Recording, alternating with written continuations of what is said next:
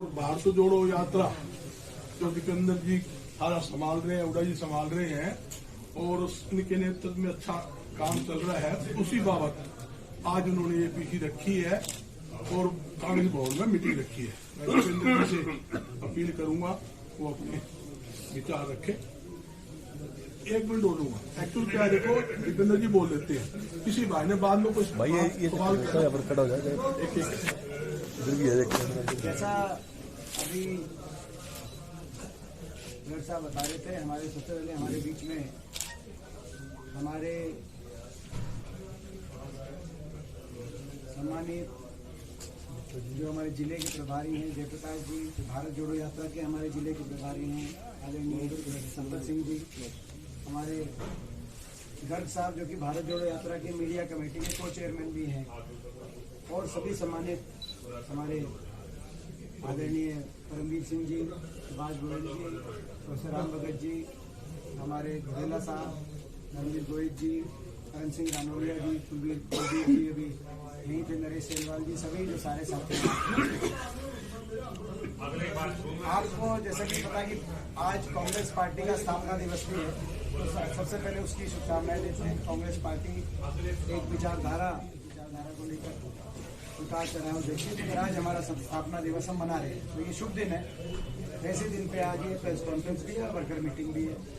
कांग्रेस का एक बहुत बड़ा कार्यक्रम भारत जोड़ो यात्रा, राहुल गांधी जी के नेतृत्व में जो भारत जोड़ो यात्रा लगभग 3000 किलोमीटर चल के जो पहुंची हरियाणा में, तो आपके माध्यम से धन्यवाद करते हैं हरियाणा वासियों का और सभी कार्यकर्ताओं का धन्यवाद करते हैं। हिसार से भी बहुत लोग गए, फतेहाबाद, सिरसा, बहुत सारे पूरे इस इलाके से बहुत लोग गए, और 3 जिलों में वो मेवात, गुड़गांव और फरीदाबाद 3 जिलों में यात्रा रही। अभूतपूर्व लोगों का आशीर्वाद और साथ समर्थन मिला उस यात्रा को, आपने तस्वीरों में देखा, लेकिन तस्वीरों में चीज बयान नहीं की जा सकती। फरीदाबाद की सड़कों पर जिस तरीके से आम जनमानस निकल के जो आया, वो एक दृश्य ऐसा दृश्य था कि ना तो किसी को उसकी फोटो खींची जा सकती, ना वीडियो बनाया जा सकता, ना कुछ बयान किया जा सकता, लेकिन हम लोग का बहुत बहुत दिल की गहराई से और ह्यूमिलिटी से हम लोगों का धन्यवाद करते हैं। अब यात्रा दूसरे चरण में, हरियाणा में दूसरे चरण में भी प्रवेश करेगी। हरियाणा की हमारी ज्योग्राफी ऐसी है कि अगर श्रीनगर जाना है, जम्मू कश्मीर जाना है, तो हरियाणा का लंबा सफर तय करना पड़ता है। तो दूसरे चरण का कार्यक्रम राहुल जी का ये रहेगा, इस यात्रा का 5 तारीख की रात को यूपी में सारे कार्यक्रम समाप्त करके राहुल जी रात को विश्राम, सनोली गांव पानीपत जिले के अंदर गांव पड़ता है, वहां उनका रात्रि का विश्राम का कार्यक्रम, तो एंटर कर जाएंगे हरियाणा का। 5 की रात को यात्रा नहीं होगी। 6 को सुबह थोड़ा सा यात्रा रहेगी, मॉर्निंग वॉक, उसके बाद 6 को रैली करेंगे। जो कांग्रेस पार्टी, अखिल भारतीय कांग्रेस पार्टी का इस यात्रा का राहुल जी का जो फॉर्मेट है, उसमें ये कि एक रैली सारे कांग्रेस जन पूरे प्रदेश के मिलके एक बड़ी रैली करें हर जगह, जिस प्रदेश में वो जा रहे हैं। वो रैली हमारे यहाँ निर्धारित की गई है पानीपत में। पानीपत में सुबह 11 बजे का समय है मॉर्निंग वॉक के बाद। उस दिन दोपहर को कोई वॉक नहीं है। पानीपत में ये रैली की जाएगी, महारैली, आर पार की रैली, इसको कितनी बड़ी आप कह रहे हो, क्योंकि जो लोगों ने अपना आशीर्वाद दिखाया, झलक दिखाई, उसको पूरी रूप में पानीपत की इस रैली के अंदर आप देख पाएंगे। उसके लिए हम आज कार्यकर्ताओं से बैठक करेंगे। उसके बाद 6 को ये रैली पानीपत में, 7 को करनाल में चलेंगे, 7 की रात को करनाल शहर में यात्रा समाप्त होगी। 8 को करनाल से चल के थानेसर पहुंचे, कुरुक्षेत्र जिसको कहते हैं, और थानेसर में शहर में 8 की रात को यात्रा समाप्त होगी। 9 को कुरुक्षेत्र से चल के और कुरुक्षेत्र में रहेंगे सारे दिन। एक ठोल गांव पड़ता है अम्बाला कुरुक्षेत्र बॉर्डर पे, ठोल गांव में वो यात्रा का विश्राम होगा। और 10 का एक दिन की छुट्टी रहेगी, अवकाश एक दिन बीच में रहता है, हफ्ते 10 दिन के बाद सभी यात्री ऐसे रहते हैं। और 11 को वहीं से ठोल गांव में ही रहेंगे, अवकाश मतलब वहीं।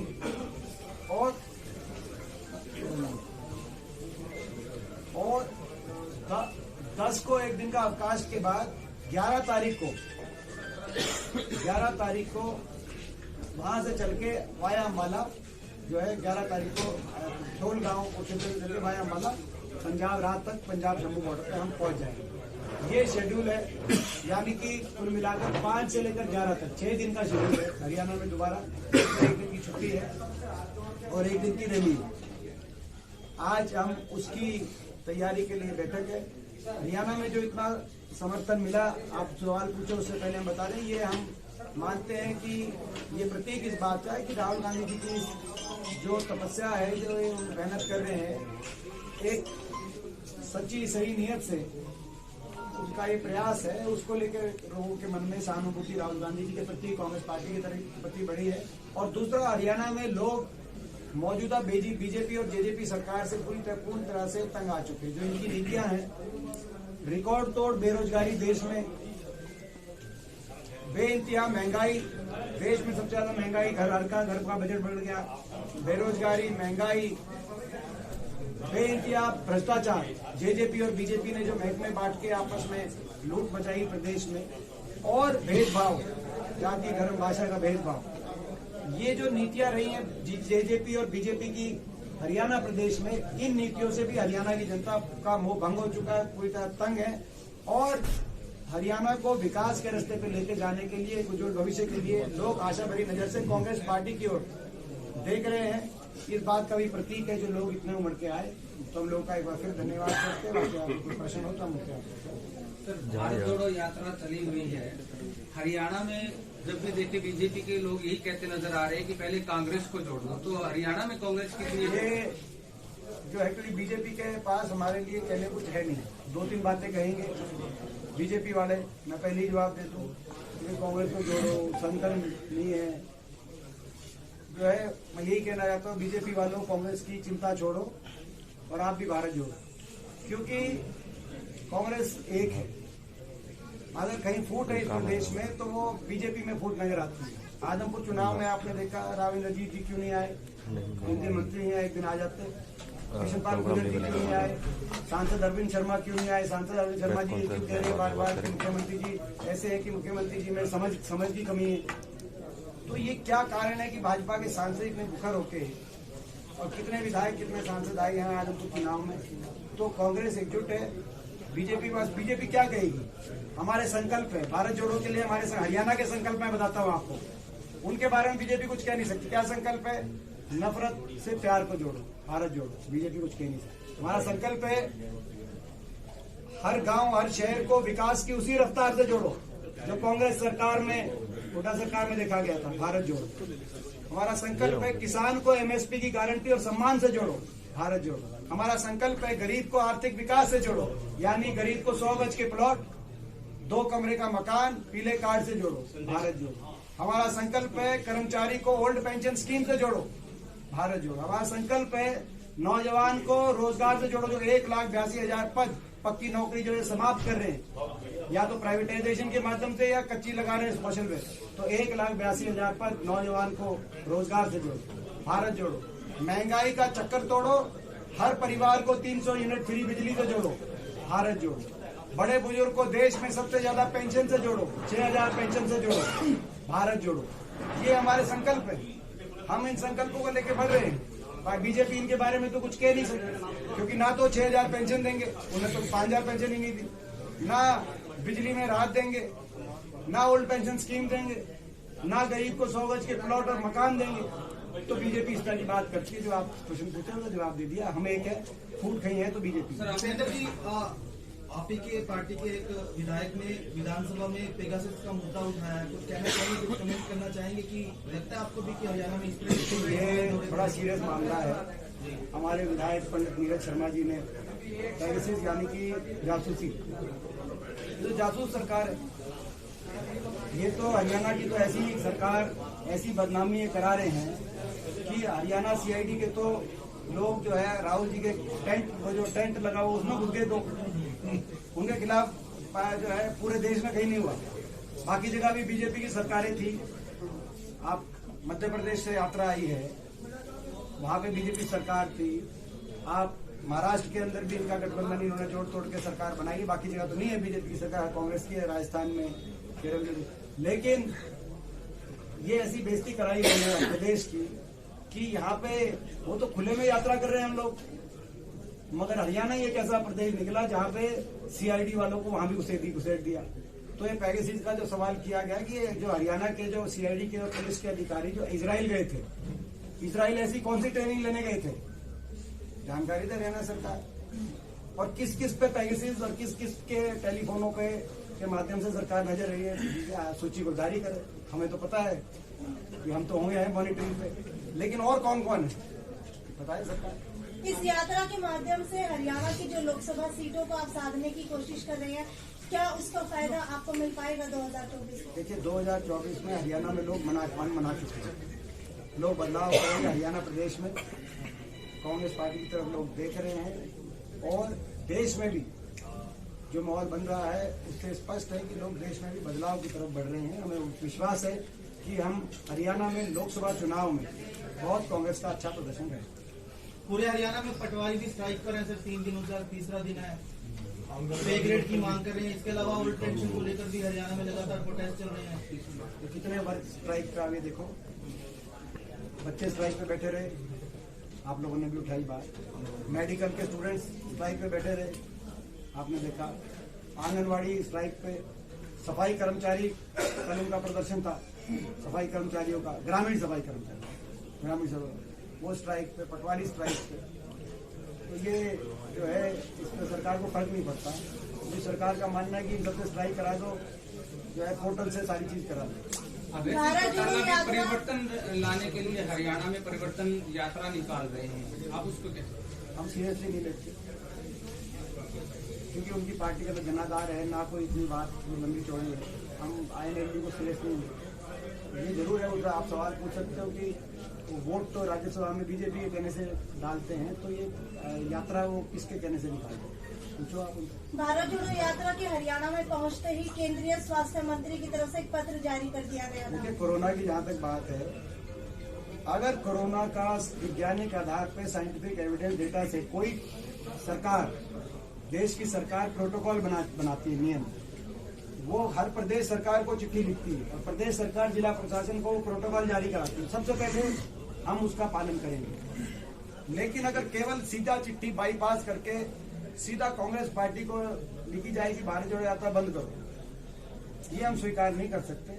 ना बीजेपी को चिट्ठी लिखी उन्होंने, ना जेजेपी को चिट्ठी लिखी उन्होंने, ना किसी प्रदेश सरकार को चिट्ठी लिखी, ना कोई नियम बनाया, ना कानून बनाया, आपके लिए कोई ना कानून बनाया। मगर सीधा हम पे कानून लागू कराना चाहे तो उनकी जो क्या नियत है, क्या मंशा है, आप अंदाजा लगा सकते हो। और उस बात को सर, एक सवाल जो पूरा भारत पूछ रहा है कि राहुल गांधी आदि बाजू की टी-शर्ट में घूम रहे हैं, उन्हें डर नहीं लगती? ये देखिए, वैसे मैं इसमें बताना चाहता हूँ क्योंकि बहुत लंबे समय तक मेरा साथ रहा है, लगभग 20 साल से मैं संसद में उनके साथ हूँ और हम साथ ही लोकसभा के अंदर हमें सौभाग्य मिला था और सबसे देखा है। उससे पहले से भी मैं उनसे परिचित हूँ, उससे पहले भी बहुत वर्षों से। जैसे हर आदमी की तासीर होती है, कुछ आदमी यहाँ पे बड़ी मोटी जैकेट पहन के बैठे हैं, कुछ पतली जैकेट पहन के बैठे हैं, जिन्होंने जैकेट पे अपना फोन भी रखा है, जैसे इन्होंने बजरंग जी घर में उन्हें बंद कर रखा है। तो राहुल जी जब हम मोटी जैकेट पहन के भी जाते थे संसद में शीतकालीन सत्र में, विंटर सेशन में, तो वो आधी बाजू की जैकेट पहनते थे, खुली हुई कभी कभी कम पहनते थे। आप देखो उनकी पुरानी तस्वीर बहुत कम आपको मिलेगी। पहली बात। दूसरी बात, तासीर के साथ होती है तपस्या, तासीर और तपस्या। आप अगर जाओ, ये देश तपस्याओं का देश है, गंगोत्री पे आप जाओ, वहाँ पे जो जितनी कठिन तपस्या करी, सच्चे मन से तपस्या करी है, आप उनका देखिएगा।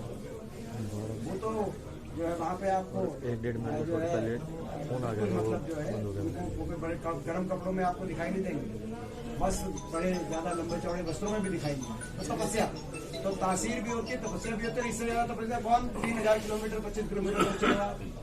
यहाँ पे सुबह 5 किलोमीटर चलने के लिए बड़ा मारामारी हो जाती है कि 5 किलोमीटर चल दिया, आज हम 7 किलोमीटर चल दिए, ये 25 किलोमीटर चल रहे हैं। तो हिसार में जिला परिषद चेयरमैन को लेकर मगर ये अच्छा है, मगर ये चीज अच्छी है, मगर एक चीज अच्छी है कि एक टी-शर्ट ने जो है बीजेपी को परेशान कर रखा है। हम इस बात से अच्छा ये बताइए, सलमान खुर्शीद ने राहुल को राम की बात दिया, बहुत अच्छी बात है कि नहीं? ये जो है उनसे आप सर जो यात्रा चल रही है राहुल गांधी की, उससे बीजेपी को एलर्जी हो रही है, उसकी भी दवाई है कांग्रेस के पास?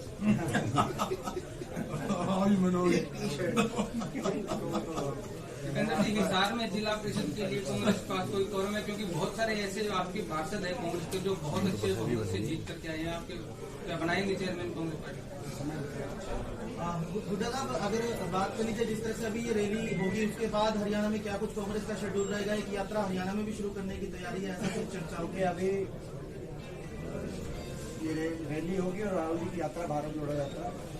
उसके बाद अगले 2 महीने जो AICC का कार्यक्रम है, जिसके लिए मुझे यूपी का प्रभार दिया गया है उत्तर प्रदेश का, तो उसमें वो अगले 1.5 से 2 महीने लगभग एक हाथ से हाथ जोड़ो अभियान चलाया जाएगा। तो इसकी राहुल जी की यात्रा को लेकर जो सारी बातें उनको हम जो है अपना धरातल पर लेके जाएंगे। तो AICC का कार्यक्रम तो प्रदेश के अंदर हमारे कई कार्यक्रम चल रहे हैं। विपक्ष आपके समक्ष कार्यक्रम चल रहा है, चौधरी भूपेंद्र सिंह हुड्डा जी के नेतृत्व में नेता विपक्ष प्रदेश कांग्रेस कमेटी द्वारा भी वो कार्यक्रम आयोजित किया गया पीछे फतेहाबाद में, आपने देखा।